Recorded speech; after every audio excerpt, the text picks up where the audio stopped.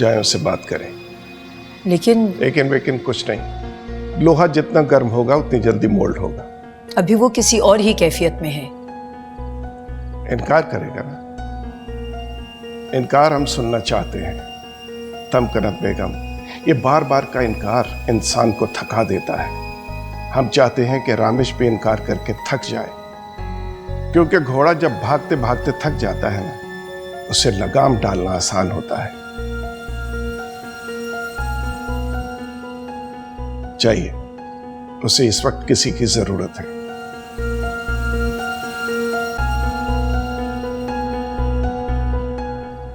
बीच भंवर में डाले ना आर रही ना पार गई,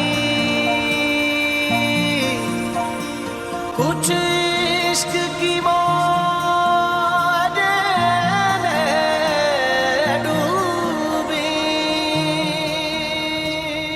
तुम अभी चांद को अकेले ही देखती हो? अकेलेपन से घबराना कैसा? चांद भी तो पूरे आसमान पर अकेला ही होता है। ठीक कह रही हो। जिन्हें रोशनी फैलानी होती है वो ये कब सोचते हैं कि कितना अंधेरा है और कितनी तन्हाई है।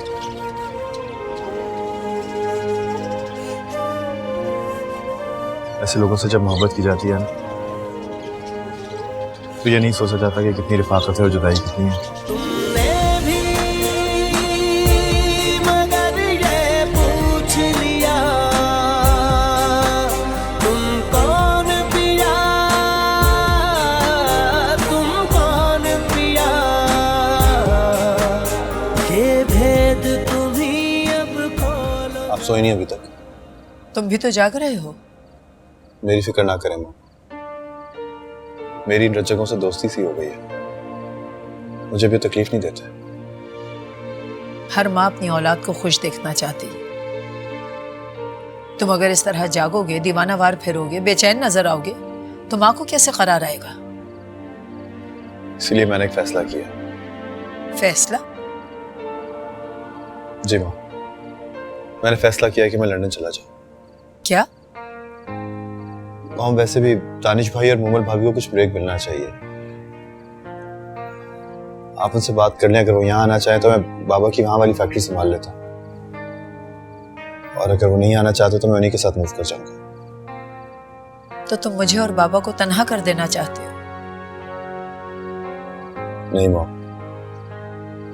मैं आपको और बाबा को इस तकलीफ और अजियत से निकालना चाहता हूँ। मैं जानता हूं कि आप मुझे इस कैफियत में देख के बिल्कुल खुश नहीं है, लेकिन क्या करूं कि मैं इससे निकल नहीं पा रहा हूं। यूं कह लें कि मैं निकलना चाहता ही नहीं हूं। इसीलिए मैं आप लोगों की नजरों से दूर होना चाहता हूं। शायद हम सबकी बेहतरी इसी में है।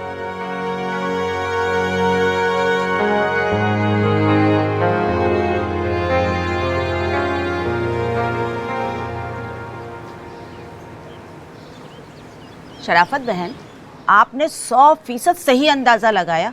अरे भाई, इन लोगों ने तो सवाल गंदुम और जवाब चने वाली मिसाल की है।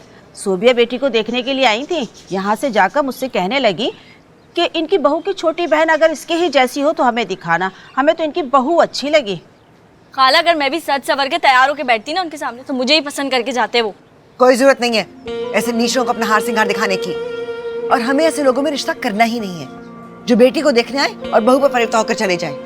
मैं तुम्हें बता रही हूँ हमीदा, आइंदा वो औरतें मेरे घर की दहलीज पार ना करें। अगर वो मुझे नजर आई ना तो चोटी से पकड़ के निकाल दूंगी बाहर। मेरी मासूम सी बच्ची है, इसके लिए कोई अच्छे और सादे किस्म के लोग लेकर आओ। इतने भी सादा ना हो कि सादगी की मार मारते रहें। जितने सादे और शरीफ लोग होते हैं ना, उतने ही चालाक होशियार होते हैं, जैसे हमारी भाभी साहिबा। अरे बेटी, तुम तो बिल्कुल भी फिक्र मत करो, तुम तो मेरी अपनी बच्चियों जैसी हो। तुम्हारे लिए तो खूब छानबीन कर देख के रिश्ता लाऊंगी कोई। खाला, ज्यादा लंबी चौड़ी फैमिली ना हो और ना लड़का घर में सबसे बड़ा हो। ये जो घर के बड़े होते हैं ना ये खुद सुकून से जिंदगी गुजार सकते हैं, ना इनकी बीवियां सुख से रह सकती हैं, और माएँ तो जिम्मेदारियों के पहाड़ तोड़ देती हैं इन पे। बहुत जबान चल रही है तुम्हारी, बड़े कलपुर्जे निकल आए हैं। जब माँ बात कर रही है तो तुम्हें बकबक करने की क्या जरूरत है? जाओ यहाँ से, जाकर चाय बनाओ। और हाँ खाला, जो लड़का हो ना फैमिली से अलग रहता हूँ, मुल्क से बाहर रहता हूँ, और ये सास नंदों का चक्कर ना हो। मुझे बहुत डर लगता है इन सब चक्करों से।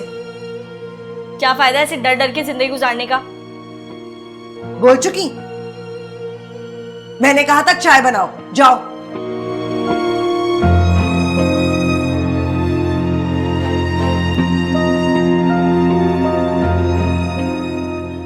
अभिया, मैं तो आप लोगों से बहुत नाराज़ थी और सोचा था ढेर सारी मिन्नत समाजत करवाने के बाद ही मानूंगी, और वो भी इस शर्त पर जब आप हमारे घर पे एक रात रहने के लिए आएंगी। लेकिन जब मैंने आपकी सूरत देखी तो सारा गुस्सा झाग की तरह बैठ गया।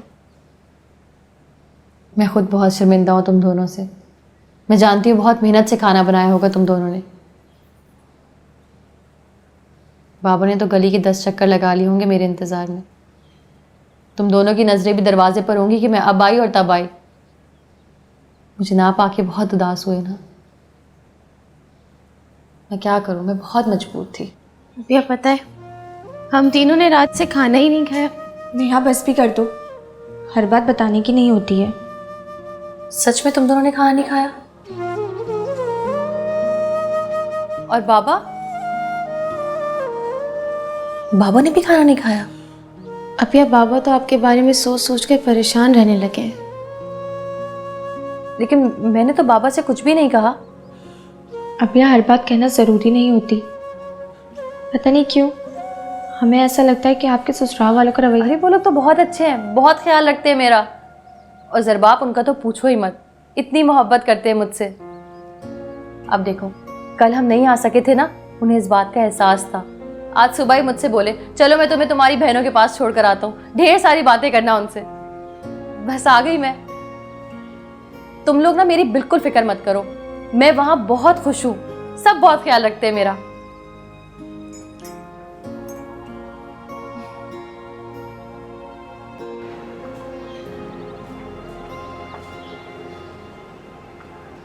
अस्सलाम वालेकुम। वालेकुम अस्सलाम।